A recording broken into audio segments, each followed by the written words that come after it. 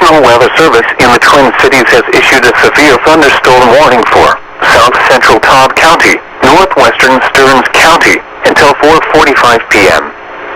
At 4:21 p.m., a severe thunderstorm was located over Sauk Center, or 21 miles southeast of Alexandria, moving northeast at 25 miles per hour.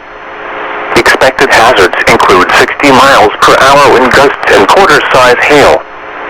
This is a radar-indicated threat.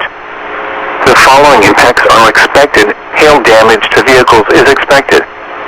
Expect wind damage to roofs, siding, and trees. This severe thunderstorm will be near Sauk Center around 4:30 p.m. For your protection, move to an interior room on the lowest floor of a building. Repeating, a severe thunderstorm warning has been issued until 4:45 p.m. for the following counties in Minnesota: Stearns and Todd.